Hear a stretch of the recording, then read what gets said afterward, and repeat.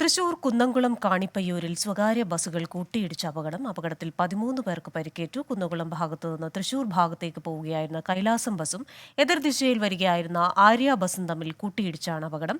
ഇടിയുടെ ആഘാതത്തിൽ ബസ്സിനുള്ളിൽ തെറിച്ചു വീണാണ് കൂടുതൽ പേർക്ക് പരിക്കേറ്റത്. വിവരങ്ങളുമായി തൃശൂരിൽ നിന്ന് സൂരജ് സജി ചേരുകയാണ്. സൂരജ്, എന്തായിരുന്നു അപകട കാരണം?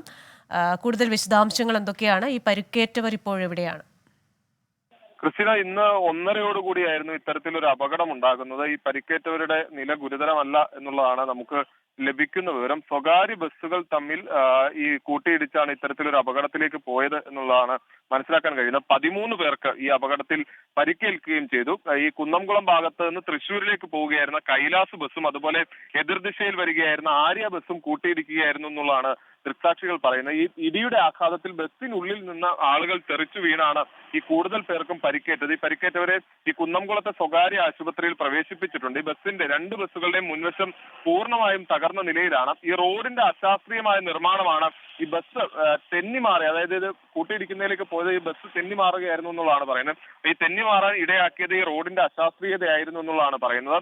മഴക്കാലം കൂടി ശക്തി പ്രാപിക്കുന്നതോടുകൂടി ഈ റോഡ് നന്നാക്കുന്ന നടപടിയിലേക്ക് പോയില്ലെങ്കിൽ ഈ അപകടം വർദ്ധിക്കാൻ ഇടയാക്കും എന്നും ഈ പ്രദേശവാസികൾ ചൂണ്ടിക്കാണിക്കുന്നുണ്ട്. കൃഷ്ണ, ശരി. തൃശൂരിൽ നിന്ന് സൂരജ് സജിയാണ് വിശദാംശങ്ങൾ നൽകിയത്. വിധി ദിനത്തിൽ 24 മാജിക് ജൂൺ 4 ചൊവ്വാഴ്ച രാവിലെ 5 മണി മുതൽ 24-ൽ.